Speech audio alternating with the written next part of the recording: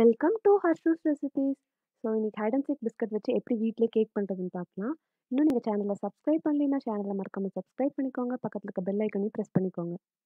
நான் 2 pack hide and seek biscuit எடுத்திருக்கேன். ஒரு பேக் 120 கிராம். ஸோ நான் 2 பேக் எடுத்திருக்கேன்.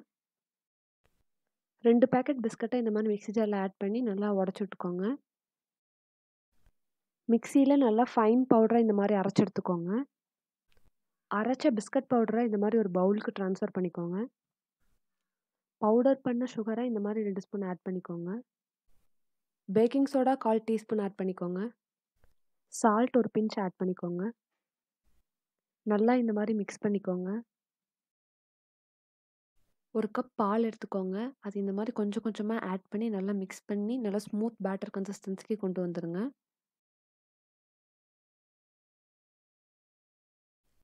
இதுதான் கேக் பேட்டரோட கன்சிஸ்டன்சி. நீங்கள் எந்த டின்னில் கேக் பண்ணுறீங்களோ அந்த டின்னில் இந்த மாதிரி பட்டர் பேப்பர் போட்டு நல்லா எல்லா சைடும் ஆயில் படுற மாதிரி நல்லா அப்ளை பண்ணிக்கோங்க. கேக் டின்னில் நம்ம பண்ணி வச்ச கேக் பேட்டரை ஆட் பண்ணிக்கோங்க. இந்த மாதிரி டேப் பண்ணி விடணும். அப்போ தான் ஏதாவது ஏர் பபிள்ஸ் இருந்தால் ரிமூவ் ஆகும். விசிலையும் ரப்பர் ரிங்கையும் ரிமூவ் பண்ணிடுங்க. இந்த மாதிரி ஸ்டாண்டை உள்ளே வச்சுட்டு குக்கரை மூடி ஒரு 10 நிமிஷம் லோ ஃப்ளேமில் குக்கரை ப்ரீஹீட் பண்ணுங்கள். 10 நிமிஷம் ப்ரீஹீட் ஆனதுக்கப்புறம் கேக் டின் உள்ளே வச்சு குக்கரை மூடி 25 to 30 மினிட்ஸ் மீடியம் ஃப்ளேமில் நல்லா பேக் பண்ண விடுங்க. 30 மினிட்ஸ்க்கு அப்புறம் குக்கரை திறந்து பாருங்கள். நம்ம கேக் கம்ப்ளீட்டாக பேக் ஆயிடுச்சு.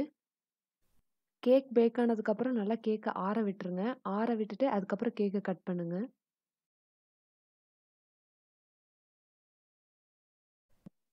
நம்மளோட hide and seek biscuit cake ready. So இந்த வீடியோ உங்களுக்கு பிடிச்சிருக்குன்னு நினைக்கிறேன். பிடிச்சிருந்தா மறக்காமல் வீடியோவை லைக் பண்ணுங்கள், கமெண்ட் பண்ணுங்கள், ஷேர் பண்ணுங்கள். சேனலை மறக்காமல் சப்ஸ்கிரைப் பண்ணுங்கள். தேங்க்ஸ் ஃபார் வாட்சிங்.